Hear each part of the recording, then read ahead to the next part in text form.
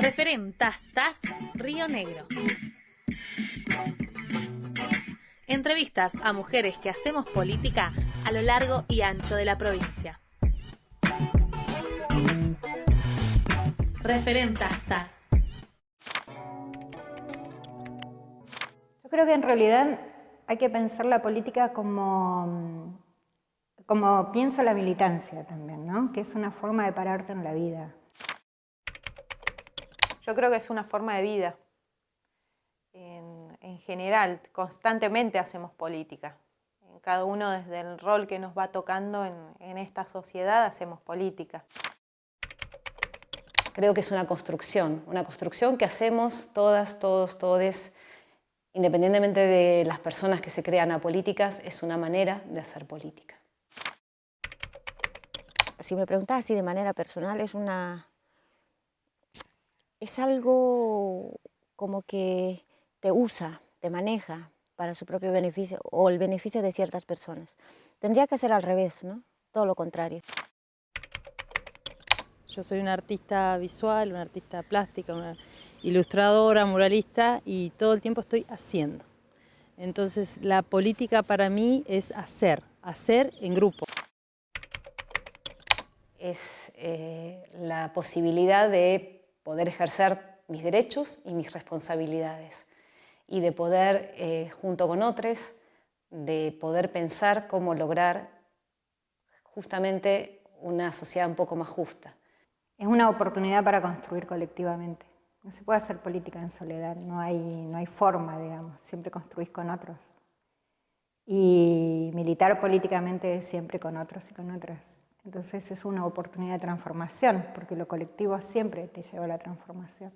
Hubo momentos donde la palabra política fue muy mala, en el que se vayan todos, y hoy lamentablemente volvemos a ensuciar esa palabra que es muy valiosa, porque en realidad a partir de la política uno va transformando algunas situaciones y algunas cuestiones que transforman la realidad de las personas.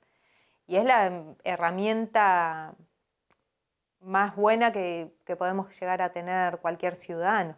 A una necesidad de comunicar en favor de un colectivo o en favor de una política.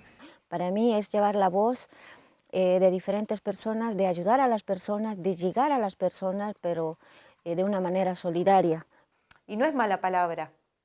Digamos, eso siempre hay que reivindicar la palabra política porque no es una mala palabra. Después hay prácticas políticas que sí están medias sucias y que es lo que, al menos para mí, hoy tenemos que empezar a cambiar. Las prácticas políticas que nos han llevado también a generar esa distancia nuevamente entre el ciudadano y la clase política en realidad, no la política en sí. Ay, lo estuve pensando.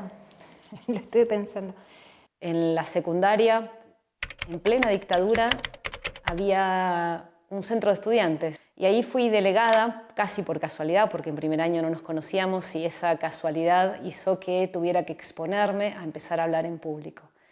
Creo que esa fue la primera vez que me di cuenta de que era posible empezar a organizarse con otras y otros. Y después, mucho más adelante, en la universidad, pensar que en las discusiones del participar de un consejo estudiantil o de discusiones con profesores, cómo la ciencia y la tecnología debía estar puesta al servicio de la sociedad. Yo creo que el primer quiebre fue en el 2001. Teníamos profesores cuando estudiaba que no habían cobrado, toda la problemática que sucedió en el país. Ahí comenzamos como a salir a la calle, desde mi lugar, digamos, a pintar, hacíamos campañas de afichazos.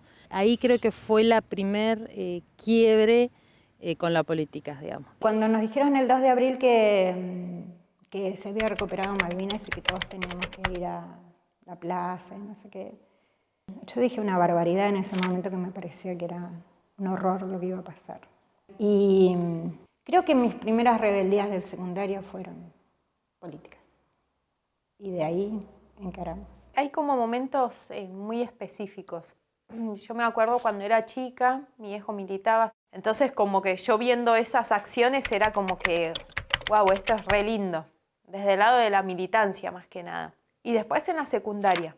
Yo siempre ponía la imagen más político, más fuerte, era mi hermana. Yo estaba, creo, segundo año capaz y ella primero. Justo toda esa crisis, como siempre, en educación y paro y movilización, y mi viejo nos dice, che, ¿por qué no arman un centro de estudiantes? Y ella era la que iba al frente y yo bancaba. Yo creo que es como esos dos momentos, a mí me llevó a decir, bueno, tenemos que estar de este lado y haciendo cosas para transformar. Después, cuando me vine a vivir acá, caso Atahualpa, hacer serigrafía para el caso, un asesinato acá muy conocido de Daniel Solano. Entonces la serigrafía social y diseñar la cara de Daniel, diseñar la cara de Atahualpa, poner los recursos, el tiempo a esa militancia de derechos humanos. Y después ya el segundo quiebre para mí sería importante con el Ni Una Menos. En ese primer Ni Una Menos empezamos a repensarnos, ¿no? Las mujeres en todos los ámbitos, desde la escuela, la ESI, el arte. Entonces, bueno, creo que el primer Ni Una Menos fue un quiebre muy grande en todo el país. De hecho, mi activismo, digamos, hoy no es lo que no sería si no hubiera sucedido ese Ni Una Menos. Vino a darle dirección a mi obra o a este colectivo al que pertenezco con respecto a los feminismos y las diversidades, digamos, militando desde ahí, con esa dirección.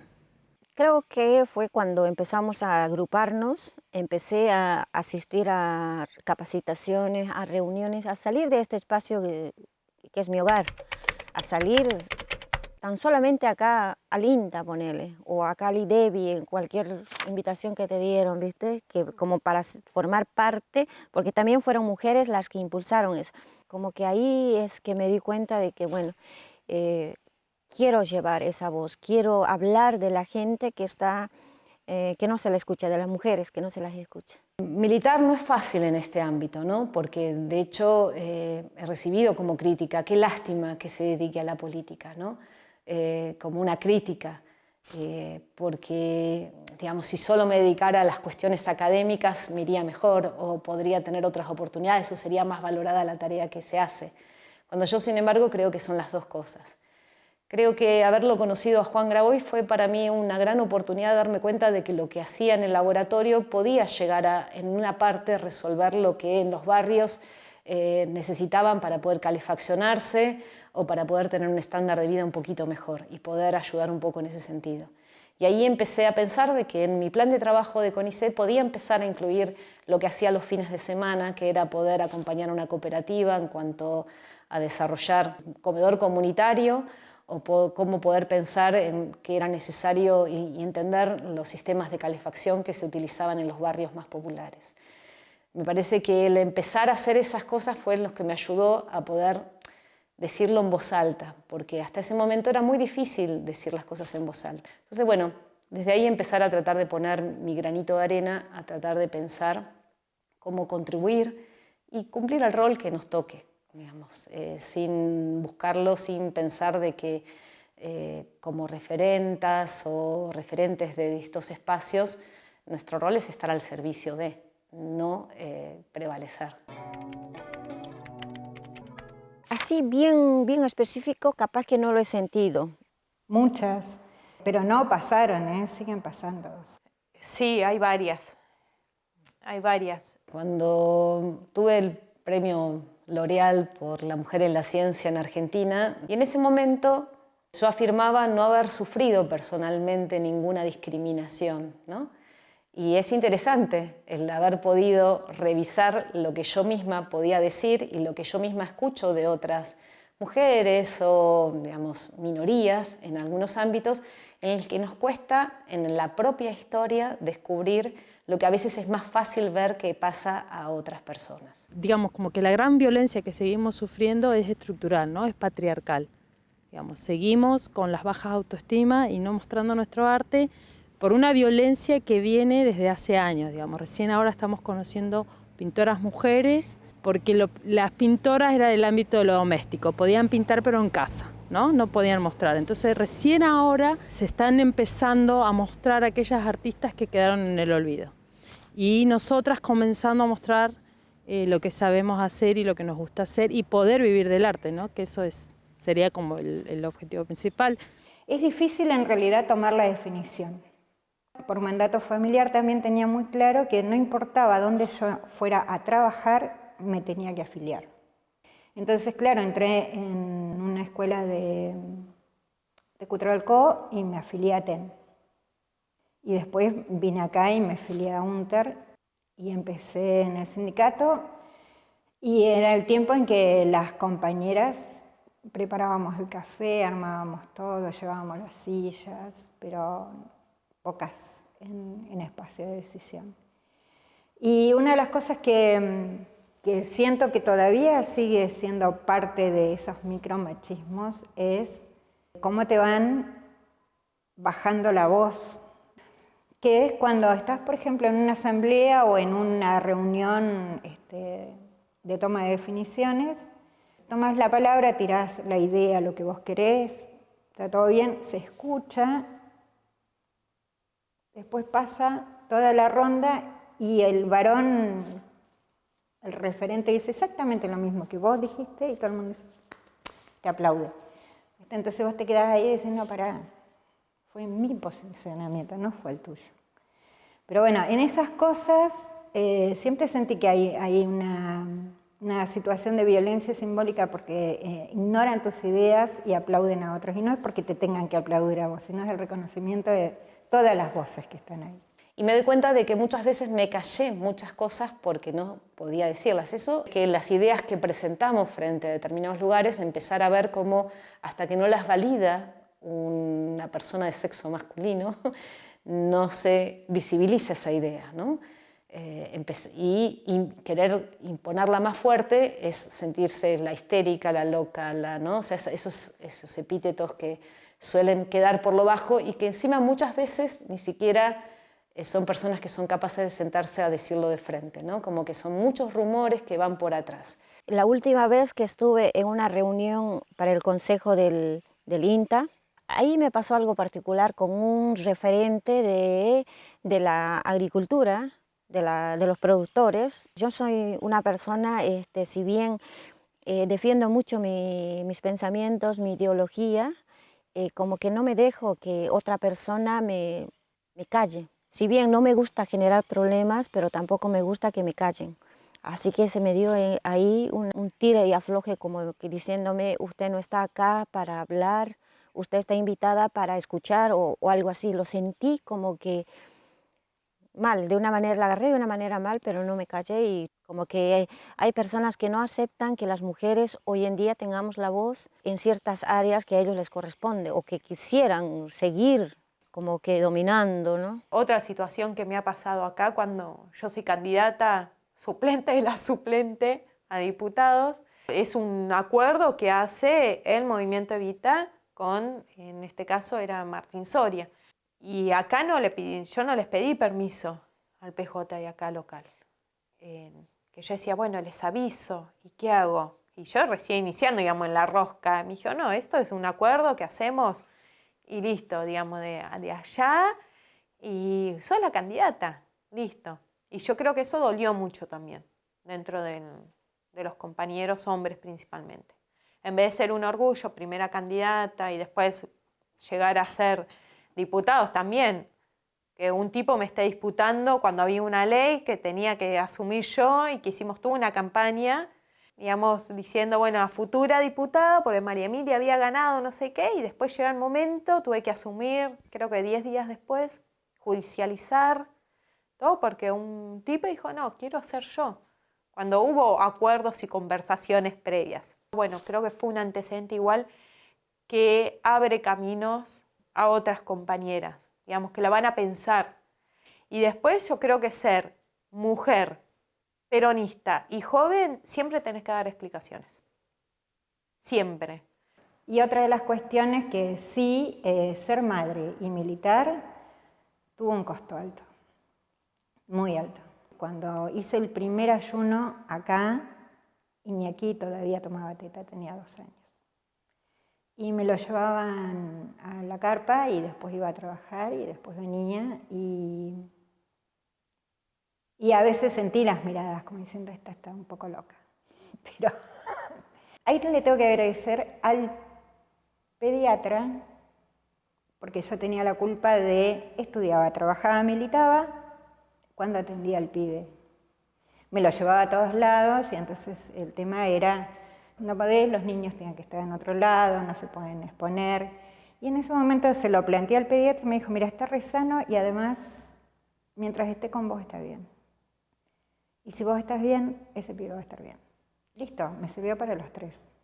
Que la propia maestra del jardín, si yo me iba de viaje, me preguntara por qué la mamá no está, cuando los papás jamás les preguntan si se fueron de viaje a cargo de quién queda el cuidado de niñez. Es parte también de esa cultura que nos hace sentir culpables cuando elegimos dentro de nuestras carreras hacer otras cosas que tienen que ver con nuestro desarrollo personal.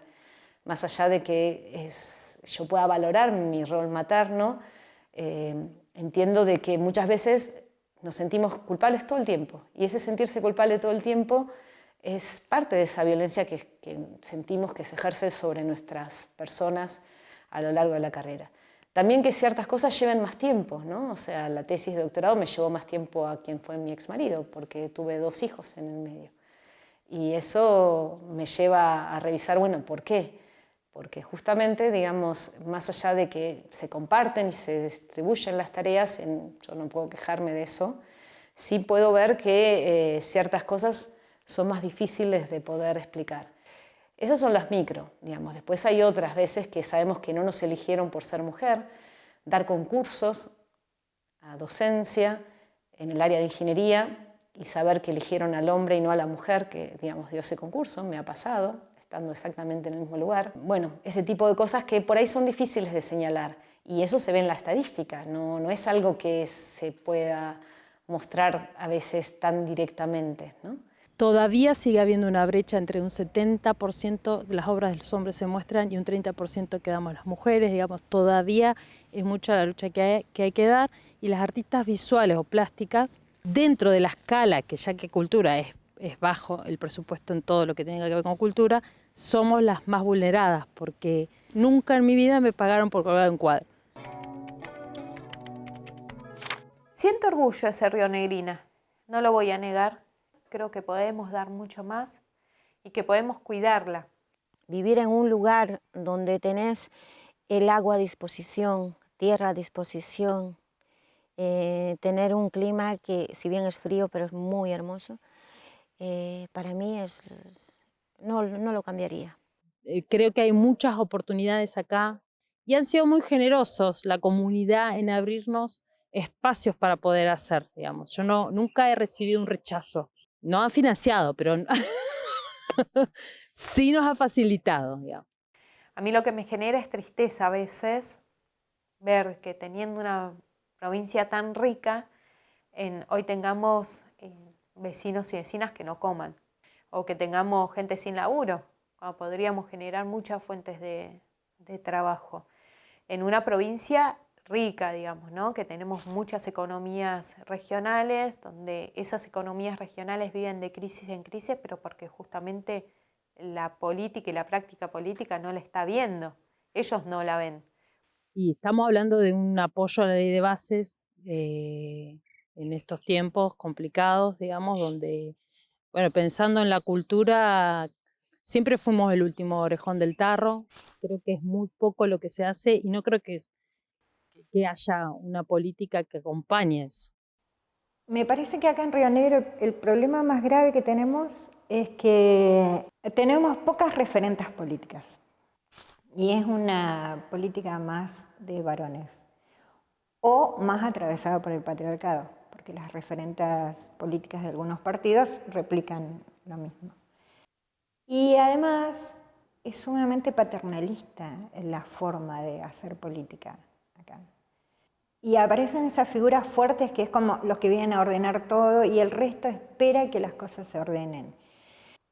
Y en realidad acá hay un fuerte trabajo de las organizaciones sociales y se hace mucha política en las organizaciones sociales en los barrios, pero son los que menos se los escucha. Río Negro tiene una gran oportunidad. En Río Negro nació la energía nuclear en nuestro país. Sin embargo, en ciertas áreas de Río Negro sé que es muy rechazada. Y eso es porque justamente nunca se le dio la oportunidad a la sociedad de sentarse a dar este debate y a ver cuáles son las ventajas y desventajas y los riesgos reales que hay atrás de esto. O sea, Río Negro tiene los bienes naturales que pueden dar lugar a estos desarrollos, pero el cómo se utilizan no va a ser lo mismo con cualquier gestor. Cualquier gestor por ahí no tiene la mirada de distributiva que es necesaria, la mirada ambiental que es necesaria, la mirada que nos permita hacer desarrollo. Y a nivel nacional, lamentablemente, si no tenemos un país que también defienda sus recursos, que defienda su visión de Estado para poder hacer esos controles, no hay nadie más que el Estado que pueda proteger y cuidar esa equidad necesaria para que esto esté en beneficio de la gran mayoría. Y sí, podría ser en la agricultura. No sé si en algún momento se dio esto que está pasando hoy en día, que el tema de la agroecología como que ha unido a un montón de mujeres que tenemos la misma búsqueda, ¿no?, de alimentarnos o de generar menos daño, se podría decir. Como que nos hemos encontrado, reunido mujeres de distintas áreas, que lo que hacemos es querer como que generar conciencia, ¿no?, del lugar donde estamos habitando, del daño que estamos causando. Me parece que eso sea lo diferente de otros lugares, ¿no? Como que siempre fuimos un pasito más avanzados, que eso justamente lo ha hecho en la militancia quizás en la provincia. Yo creo que es una provincia hermosa y que tiene mucho por delante, pero bueno, hay que ver quiénes gobiernan también la provincia. El feminismo atravesó todo, desde siempre. A mí me cuesta mucho y me costó mucho mostrar, ni siquiera tenía firma. Yo no firmaba mis propios dibujos. Entonces después me puse a pensar, ¿por qué no firmo? ¿Por qué no me animo ni siquiera a firmar? O sea, nadie sabe que yo dibujaba a Daniel Solano, nadie sabe que dibujaba, porque quedamos como en el anonimato y pensamos que está mal, ¿no? Entonces, bueno, el feminismo o el Ni Una Menos hizo repensarnos a nosotras, ¿no?, en qué condiciones queremos trabajar, qué es lo que queremos mostrar, que somos capaces de mostrar. Porque hasta hace algunos años no se escuchaba o no era parte, no era invitada, no era una actora principal. Siempre eran llamados las parejas, nuestros maridos, se podría decir, nuestros compañeros, para formar parte de todo eso, de reuniones, capacitaciones, encuentros o subsidios, o lo que vos le quieras llamar, siempre era el nombre del varón, pero siempre hemos estado nosotras. Este trabajo que nosotros venimos realizando como que nos dio lugar para poder ser nosotras las actoras principales y representar o ser la voz, ¿no?, de acá, de la familia, hablando siempre de lo que es la agricultura, ¿no? Creo que el Ni Una Menos es el que produce el quiebre en muchas de nosotras, por suerte, ¿no? Significó ver la fuerza que tiene lo colectivo, esa fuerza autoconvocada, pero que después tuvo que organizarse, empezar a ver datos, empezar a mirar eso que era invisible. O sea, me significó eso, empezar a visibilizar lo que era invisible. Yo amo profundamente a Lina Picio y con ella aprendí un montón en los 90. Y fuimos pocas. Pero es verdad que por esa obstinación de seguir haciendo exactamente lo mismo y empezar a establecer las discusiones y volver a hacerlas, que es del feminismo. O sea, para mí es eso, ¿no?, la constancia permanente, pero igual tardamos 40 años. 2016 asumió Pato Cetera. Muchas veces decimos retrocedimos en cosas, y yo creo que no es que retrocedimos, sino que resurgen esos machirulos y esa gente violenta, porque hay un discurso tan fuerte violento, pero y resurge porque no hay un Estado que te condene. Entonces empiezan a resurgir, y yo creo que es cuanto más tenemos que estar nosotras unidas frente a estas situaciones y frente a todo, porque realmente nos costó mucho. Es estar unidas y conversar mucho. Bueno, nosotros tenemos algo que lo hacemos desde el amor también. Digamos, yo cada acto que hago, cada acción que tomo, la hago desde el amor. Y bueno, las mujeres somos eso. Lo hacemos desde el amor, pero también desde el amor sabemos que es trabajo y desde el amor construimos también. Entonces creo que, digamos, tenemos que tener como base eso y de ahí seguir creciendo y ocupando esos espacios de poder que nos permita, con amor y compromiso, transformar la realidad de un montón de personas. La construcción de consensos es una estrategia del feminismo muy fuerte.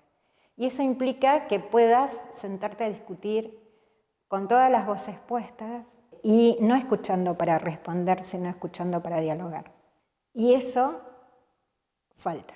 Lo que hay que hacer es volver a pensarnos como un sindicato donde todas las voces tengan lugar y donde podemos discutir par a par, sin importar nombre, color, nada, par a par.